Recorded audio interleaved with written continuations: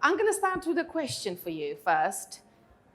How stressed have you been? How much stress have you experienced in the last year? Both of you teachers, I'm assuming. Okay. So you're still working in a school? Right, student level. Okay.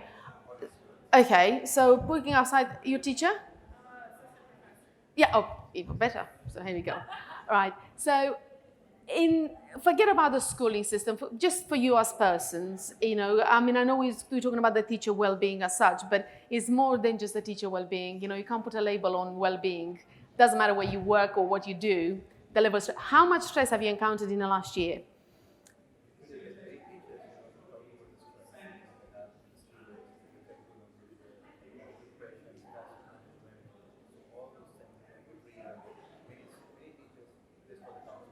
Yeah. What about you? Have you experienced a lot of... Wow. Yeah. Well, that's no surprise. And I think if you look around the globe, and I think this is for me, that was the reason why I would like you to come here, because I do a bit of work in Emiratis. And I was so surprised comparing to the UK to see that it doesn't matter where you go in the world, teachers burnout is absolutely, it doesn't matter what it is. And then you start thinking about, I've done a lot of research. My background is in psychology, so I looked at health psychology initially, and then I started looking very much into what makes you flourish, and start shifting my way towards positive psychology, partly because, since the inception of the psychology, everybody sort of looked very much on how do we fix a problem, instead of actually looking at how do we flourish, instead of concentrating on the negative without the deficiency. And teaching well-being, I think, is one of the hardest part, because of the system. And doesn't matter if you're in England, doesn't matter if you're in Australia or America, the pressure from the government is the same. You still have to mark a lot, you have to deal with the behavior. I mean, I've got one child, and I can only remember my first time as an educator when I finished the university. I worked as an educator for 2 years, and I'm thinking, my God, it's not as simple as you think it is. And I genuinely believe that for the past 6 years, I'm researching well-being at the student level and at the teacher level. So I started with the student, thinking that's the most important part. Well, it isn't really, because if you have a teacher who's not really well, and that's, when I mean well, doesn't mean a illness or a mental health problem. I'm just saying the amount of stress level when you come into a classroom to teach your subject, it actually creates a disconnect in your classroom. And this is not your fault. It's just the system, because it's just becoming almost like a run of the mill. You come in the morning at 8:45, you do the register, you do that, you do, and then you haven't got the moment to breathe. Now, looking at the research, two things came up which were very important. One of is the emotional intelligence, upskilling the teachers in emotional intelligence. And the second one was about self-care. Last night, just before I was preparing my speech today, and I was thinking, well, how do we self-care? Because forget about being a teacher or not. Do I take care of myself? Well, I don't really, because I think I do. But we live in such a really fast-growing world. It's volatile, it's ambiguous, it's ever evolving, and we kind of stuck in the same way. We teach the same way, we take care of the same way. You still sit in the front of a class when you teach, when you teach your subject. So it's very little connectivity between the teacher and also it's very little accountability for the students to take stock of their own ability to learn. And I think that's a big problem. You eliminate a bit of that student-centered teaching instead of teacher-centered teaching. I tell you what to do all the time. I tell you and I guide you. It's a difference when you allow a child to be accountable for what they do. They start getting a little bit more motivated. They still have to find something a little bit more to connect with what they do. But I think, in a sense, with the self-care, so the two elements of the self-care, I find it much more difficult than learning about emotional intelligence.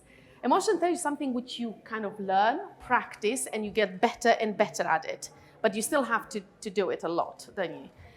And I think from outside world, looking at ourselves, one big problem is we are looking at well-being as being a spectator.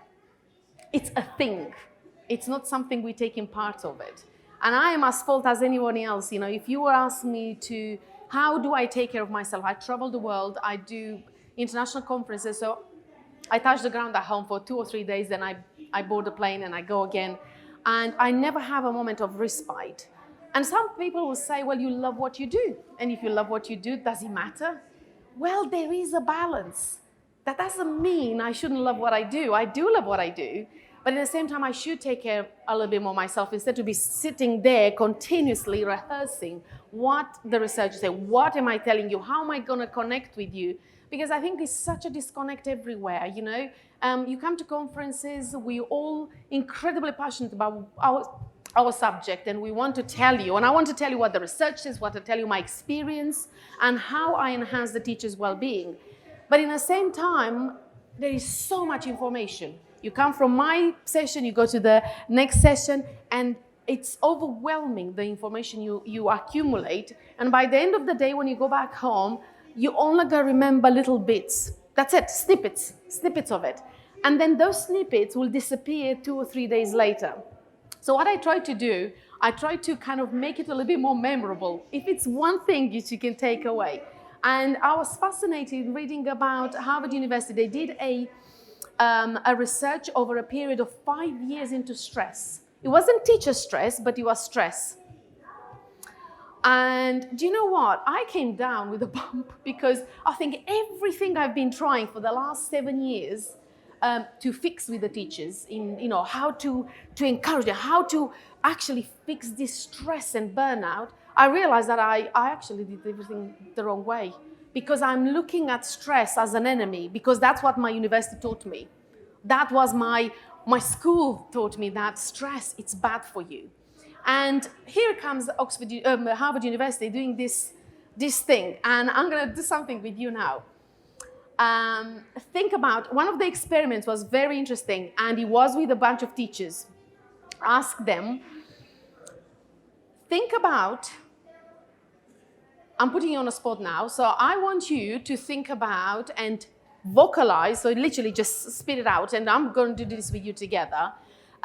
Count from, 787 minus 7, loud. Now, go.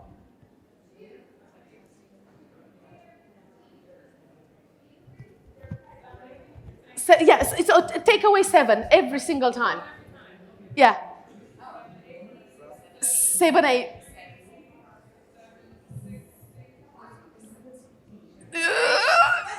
No, that's not good enough. That's not good. You're very slow. Very slow. What about you? You got it wrong. You see, the moment you get devalued, the moment you get that stressor in place, and this is what fascinates me about it, because when you put people on the spot, your heart starts racing, doesn't it? And then you're thinking, oh my God, why me? Can you not pick on me? Now, if we had a full room here, I can promise you people are thinking, just don't ask me. And that's kind of where we are, because we don't want to be put on the spot. But in the same time, when we have that stressor, the way how we look at it, we're looking at it as an enemy. We're thinking, okay, my heart is pumping, I can feel my vessels constricting, I just can't breathe. So we take this as a very negative way of handling stress. What if I tell you that this research tells you that if you reframe that, if you feel that your heart is pounding, is actually a sense of vitality, a sense of energizing? What if I tell you that actually the only thing which clouds your judgment is the cortisol which is released when you're stressed? And then by clouding your judgment, then you make mistakes. But we allow that to happen to us. And I think this is where the problem lies, because I would love to tell you that I can fix it for you.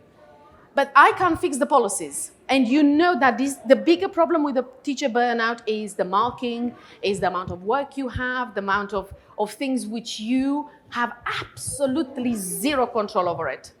Okay? Some teachers are very good, that they learn in a way to find a way to embrace that. And they say, well, if you can't fight it, might as well just join in.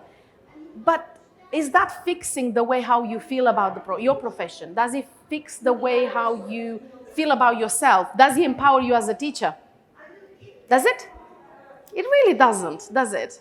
So I think for me, it's all about looking back, how do you reframe and how do you change your attitude to stress, to burnout, and also looking at how to enhance your emotional intelligence, your self-awareness. And one of these most important part of it is self-awareness. And we do that to the kids, don't we?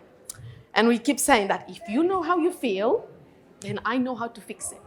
Well, it's not always about fixing it. It's about looking about ways to promote you and thrive and to also flourish, because must be a reason why you went into the profession, isn't it? And usually it's very much about looking at, I'm going to ask you, for example, why did you go into teaching? What was it that you loved the most about teaching?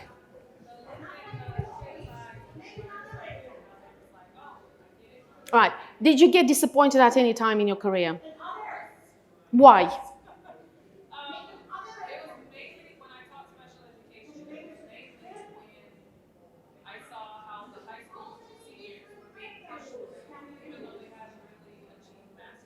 Yeah.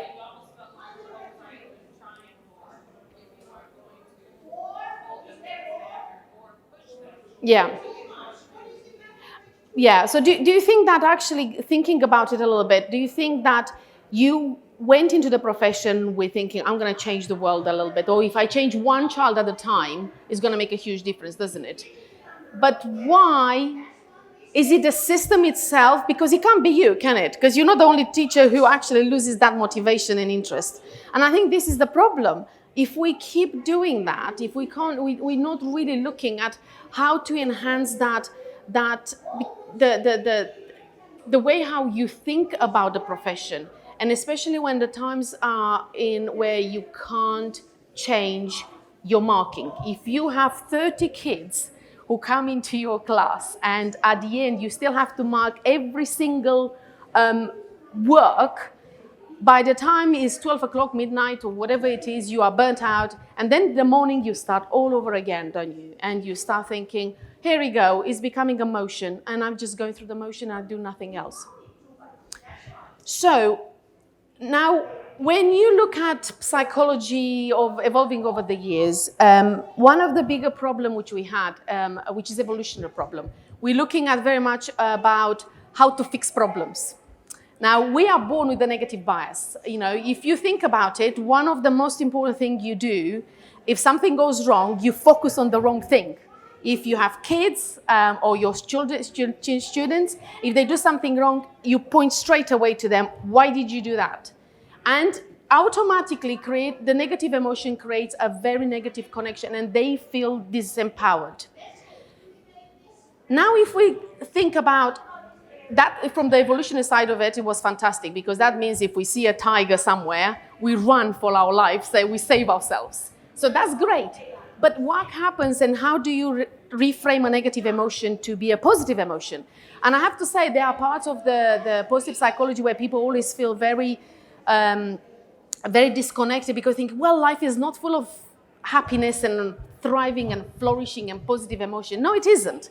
And positive psychology doesn't actually tell you that. What it tells you is how to reframe a negative emotion. And I'll take an example for in a school.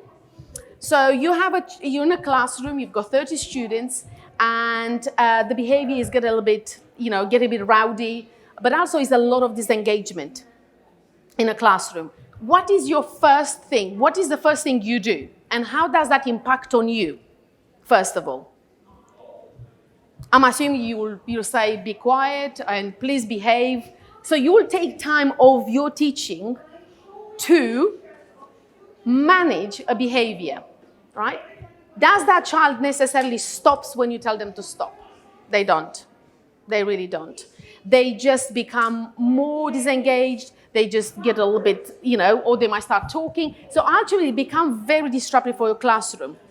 But have you thought about how does it impact you as a teacher, though? Because we always look outside. We always look at the students. What can I do to make it better for the students? But how many times you look at yourself, And last night, just because I was preparing to this, and I was I stumbled over an article called The Art of Listening. And now I think, oh, that's an interesting thing. And then you'll say, well, what's that to do with the teacher well-being? And I tell you what it is. It made me reflect, because we do not listen to ourselves, ever, ever.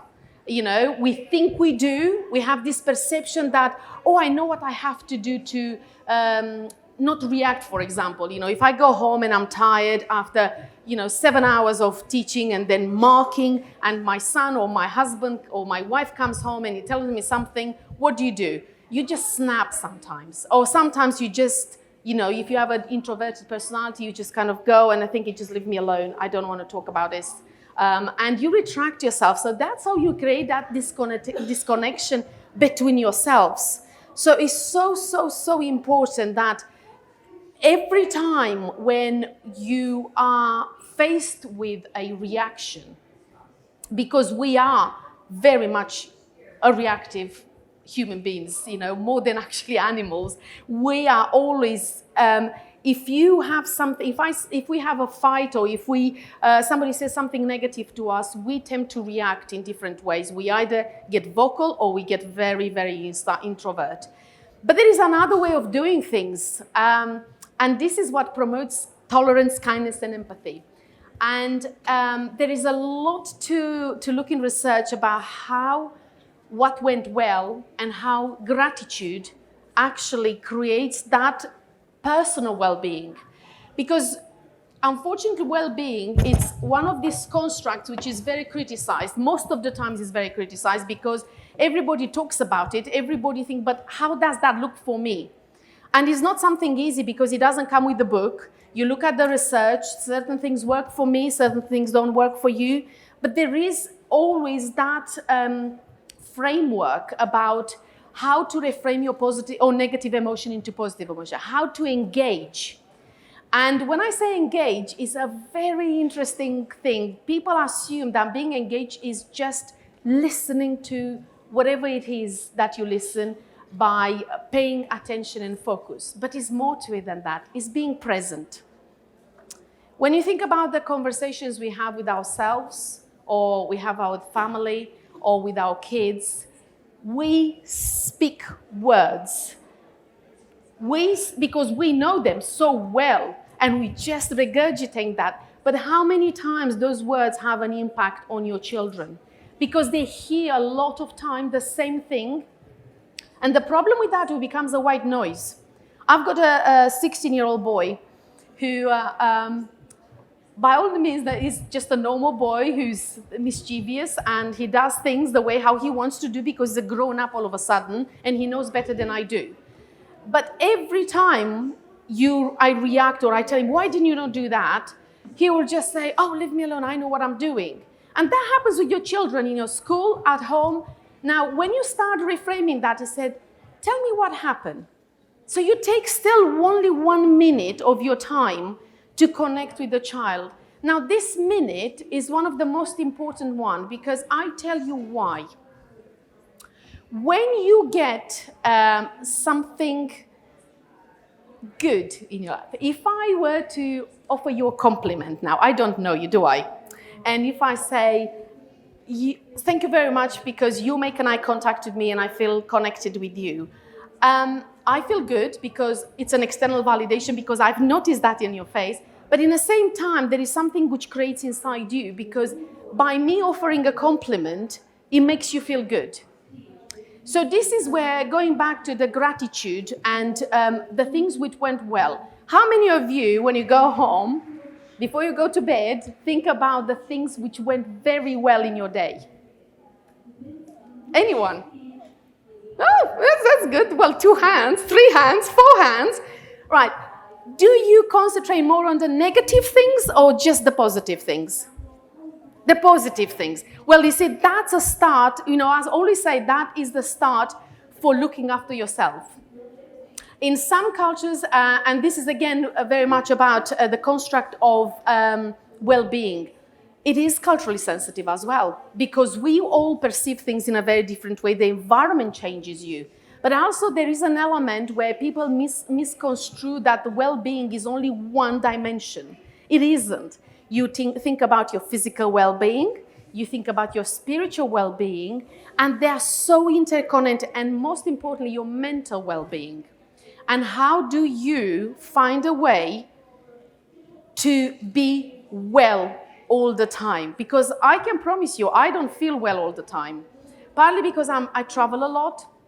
I try to change the world, in a sense, by the way how we're looking at ourselves. And every time I think I've got it, another piece of research comes out, and it kind of demolishes my dreams. And I'm thinking, oh, I didn't quite get it. So that's because everything evolves. Everything is moving very fast. Everything it's quite ambiguous at times, and is also very volatile. We're bringing things into education every time to create a change.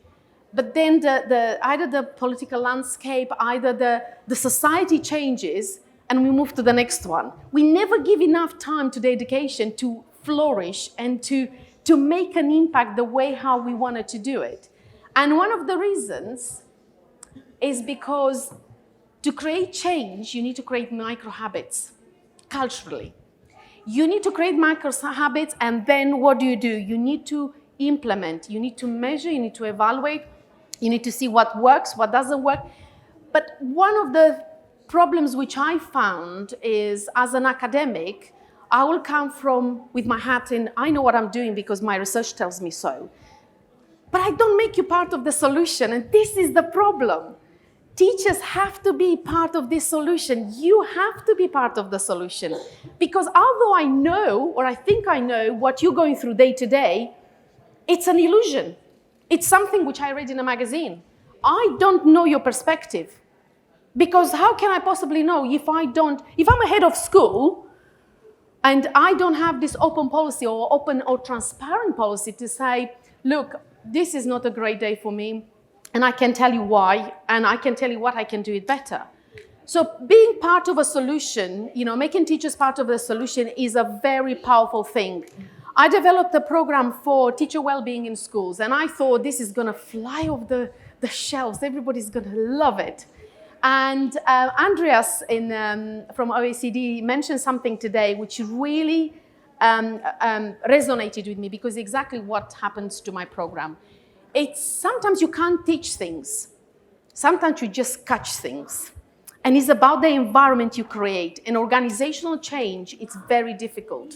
It's really one of the most difficult things to change, because it's like turning a Titanic. Now, if you look at education at the moment, and if you cast back your way, say 20, 30 years ago, it's absolutely the same. You still teach from the front, you still teach the same subjects, and we're not looking holistically of how do we empower students to become the architects of their own well-being. And for me, that's very powerful. And it's not only about becoming architects of your own well-being, it's becoming architects of your own success. Kids come to school because they have to. Every school I have been to, they will ask me, and I will ask the kids, so, why are you in school? Well, because I have to be in school. Some of them, you will have a 5%, they will say, I love school, I love learning. So how do we empower them to love to learn? And for me, this is the second part of the well-being. Love to learn, metacognition embedded in your skill as a teacher. Upskilling your teaching. And that doesn't mean I'm telling you how to teach. I'm giving you power in a sense where you think, I know my knowledge, I know my subject. If you're a maths teacher or English teacher, whatever you teach, it's not about the knowledge, and we're not looking at not ignoring the knowledge, because that's an absolutely paramount, and it's very important. But it's something which shocked me about, I was reading and I think it was Aristotle stated that, you can fill a vessel with a lot of products and a lot of goods, but if it can't sail, it's gonna stay there forever. So you want your students to sail. You want to give them wings to flourish. But most importantly, how can you do that if you don't look after yourself? Okay, so I have another question for you. Is anybody brave enough to tell me if you had a moment of or more than one moment or two or three moments of stress. How did you deal with it? And how did your school supported you to deal with that? Anyone? Come on, be brave. Go. To a work, okay, right. Anything else? Did he help you? Yes. He did. Did you feel judged? No. So you felt empowered. And you see, that's the first part. When you think about it, this is about creating positive relationships. You know, well-being as a construct itself, if you look at the positive psychology, PERMA, you know, the positive emotion, building positive emotion, engagement, positive relationship, one of the most important things is relationship, meaning, and purpose. If you find these three things and you know how to use them well and wise, you will look at a different version of yourself, a better version of yourself who is more relaxed, who's more in touch, and also a person who actually seek to thrive, not just exist. Because the problem with teaching is if it becomes like almost like one of those roller coaster machines, which just goes in and, you know, every day you do the same thing, where is that spark for you? There isn't. But also, you need to be responsible for that as well, because well-being is not a spectator sport. It really isn't. You really need to graft it. You need to keep looking at it, and you need to reflect about the things which went well and the things which didn't go well, but also embedding character strengths, acknowledging what you're really good at it. Because when you look at the things where you are incredibly good and it gives you a power, you will have that feel good inside you. That feel good, it gets you a long, long way. And that feel good is that oxytocin in your brain, because you don't want to have cortisol, because we were talking at the beginning when some of you weren't here about the amount of cortisol which is released when you're stressed and the way how it clouds our judgment. And that clouding judgment, it's taking you on a completely different journey, and it makes you feel very insecure, but also makes you make mistakes. And I can tell you, one of the things which happened to me, I had a journey between 3 continents almost in a week. And I asked my colleague to make sure that everything it's planned. And I got to the airport and I forgot my passport, from all things. And I just I was just so stressed. And now I was thinking, oh my God, I'm going to let all these people down. And then I'm thinking, hold on a second. Can I actually take a step back on this and think about what can I do? Because I couldn't control it at that moment, could I? I couldn't do anything, absolutely anything. But it wasn't the end of the world, and we tend to catastrophize everything we do in our lives. And also partly because we're looking outside ourselves, and if you're a teacher, if you have your head teacher or an inspection and you feel like, oh my God, have I done the right thing? How did I look? We all want to be validated. We all want to be good.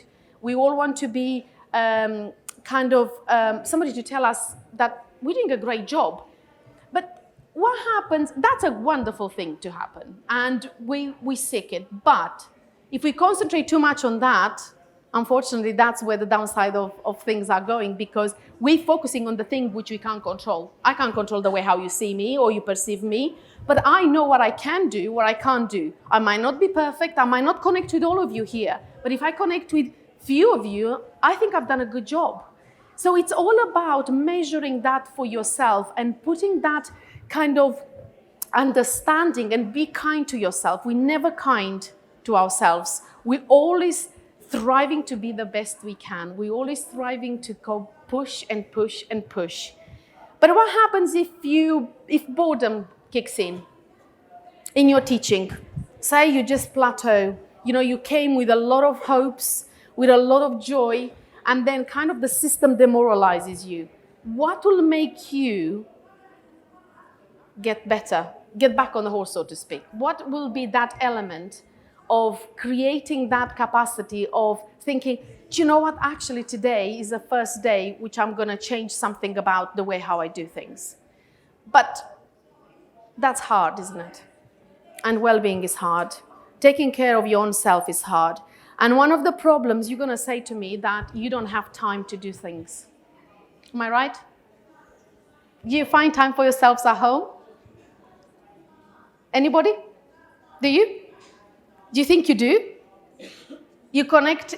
You see, the thing is that we look at, again, very superficially, and it's very rarely when people say, actually, I do look after myself. I know I have some time for myself. But the reality is completely different, because the way how we perceive being, having time for ourselves is just by maybe just sitting down for a bit and just relaxing. It's more to that. It's actually being present. You know, loving something about the things you do, connecting back to yourself, and having just something you love doing in an evening, and something which you kind of look at yourself, and instead to say, well, you know, today was a hard day and I'm just going to change something about it. So as our role changes all the time, we don't change with our role. That's the problem. And this is where the well-being, and why I think that you being in presence of a student in a classroom affects the way how you teach. It affects you as a parent, as a husband or a wife, because everything we do, we want to create change. We want to do something good, but we, every day, instead to, you know, like the onion is layered with lots of things, by the time you get to the juicy bits inside, we don't strip these layers to get to the juicy part, because it's hard work, and we become automated almost. Everything we do day in and day out, you know, I know that I am trying really hard to add something different in my day, to kind of spike me up a little bit. But I find it hard to find things which I think motivates me, or kind of, and I always find I'll do it tomorrow, because tomorrow is another day, and tomorrow it's going to be so much better than today, but tomorrow I'm doing the same thing which I did today. So do you think that having a different approach to your self-care will make you a better teacher, or a bit better parent, so to speak? Do you think will have an effect on the way how you perceive the world around you? And do you think it will have an effect on your students at school? Why? Beside the connectivity you create with the student, do you think you create more of a role modeling or an empathy with your students? Do you think it's important having empathy in a classroom? Do you think kids do need to learn empathy? Is this something which we teach in schools yet? Or do you think it's just the environment they live in? What, both. Now, if you come from a family, for example, as a student, where you're not listened to, you're not necessarily, that doesn't mean you're not cared for, but you're not listened to. When you come to school and you are taught something different, you're not always taken home. And this is taking me to the second part of teacher well-being, that relationship you have with the parents, which is one of the hardest things, because parents don't always like to listen to the teacher's advice, because sometimes it's come across like a criticism. You know, I know that from my friends and from myself, of being a parent, and think, oh, why is she thinking that, because my child is not like that. But we see a version of a child at home, which is a completely different thing which we see in a classroom, don't we? So beside the three, you know, I always think that one of the things which you need to create is you need to get that hunger about why you went into the teaching, first of all. Then you need to discover a way to connect with yourself to a degree. Because that disconnect, which, you know, everybody talks about the connect between the teacher and the students. And we always so much concentrating on the students, what we can create for the teachers tomorrow, for the students tomorrow. But always forget about ourselves. And this is a problem which is recurrent around the world. And some people say that, well, that's a little bit of a egotistical way of looking at it. Now, I think that if you are coming in a school and you had a fight at home with your partner, or your child didn't want to get dressed for the morning, it's going to affect your own well-being in that day. Your reaction to your student is going to be very different. Now, you're not going to be a robot. You're not going to be anything. You're not going to do anything very different in terms of how you feel inside. But what you can do, you can take steps for that self-care.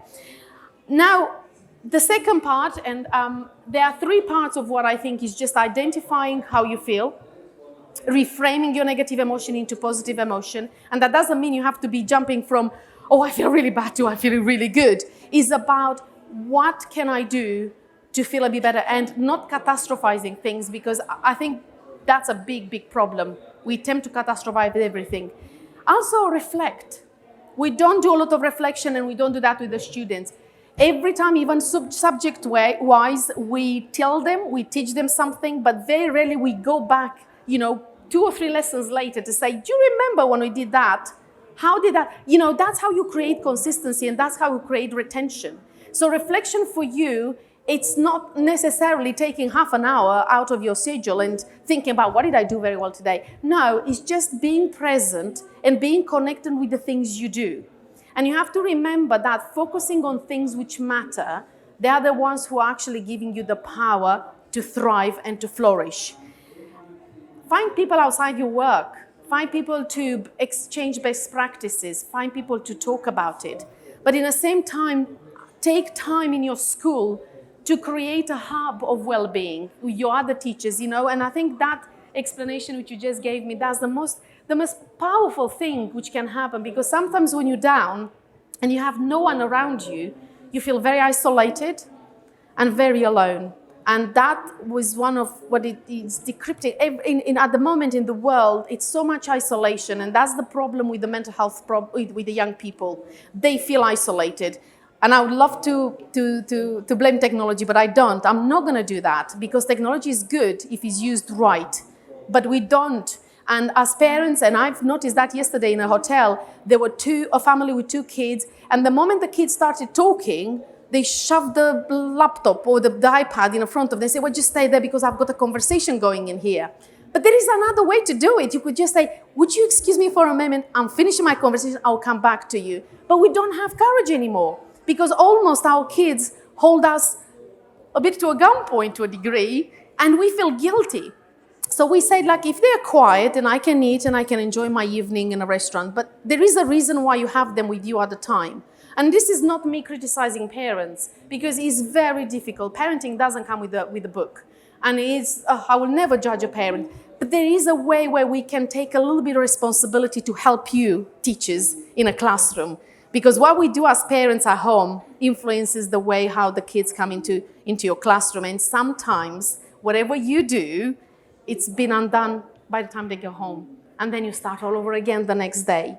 So beside the self-awareness, beside the identity, identifying that it's why we change, and how can we keep up on top of things, and how do we evolve as well with our emotions. And I was flabbergasted. A couple of weeks ago, I went to a school and I asked the senior leaders to describe, to tell me a list of emotions. And I had 4 emotions. And this is what I find is a lack of emotional well-being, literacy. To be able to articulate angry, happy, and I think frustrated was one of them, but not go a little bit deeper. Because if you don't understand the way how you feel, how can you regulate? And the same thing with the students. If the students don't know how they feel and they can't articulate the feelings they have, beside, I'm feeling really, really frustrated today. And if you ask them what frustration means, they will say, well, it's frustration, because that's the only way they can express their words. So building that positive emotion and emotional literacy, it's one of the most important things for them to regulate. And the same works for you. Being in touch with yourself, taking care of yourself. And when I say, some people practice mindfulness. I can't do that because I cannot stay still to save my life. But I can be mindful, I can be present, I can be in touch with you. When I talk to you, I actually feel what you're saying, and I do listen to what you're saying. But that's because I don't think I know all. And I think this is the problem. Sometimes as we are experts into something, and we come and we regurgitate a lot of information, a lot of knowledge, which we learned and we practice. But when you think about the gap between academia and practice, it's huge. It's still very, very huge. So we need to level that up. And that's the reason I think you as teachers are part of the solutions. You are the best ones with expert advice from outside to implement something which actually goes a long way for your own well-being, for your own confidence, your own commitment, and most importantly, for your own self-regulation. And something which you need to create is that connect with the world inside and outside your classroom, but also looking at ways of how to use emotional intelligence and embed into the kids that although you might be the expert and the knowledge maker, they have a responsibility to dig and to have the intellectual courage to look and, to ask a question. Some kids don't ask questions because they're scared of the wrong answer. And we as adults, we don't model that very well. We keep talking about growth mindset, we talk about failing forward, but we don't actually allow them to fail, do we? Or if I do, and I know that from my experience, my son said, well, you keep talking about that, but if I come up with a B at home, you're gonna have a go at me because I haven't learned, I haven't worked hard enough. And that's the way how we approach, because we almost say, well, you didn't work hard enough, but that's not the case. We can approach the kids in a very different way to see why they're not thriving, why they're not flourishing, and why they're not learning the most important thing. What stops them? But most importantly, you need to create that connectivity with your own self. And don't forget that the most important person in the room always is you. Because if you don't take care of your own selves, everything else is going to fall apart around you. Thank you very much. If you have any questions in terms of teacher implementation, please do let me know. All right, thank you very much.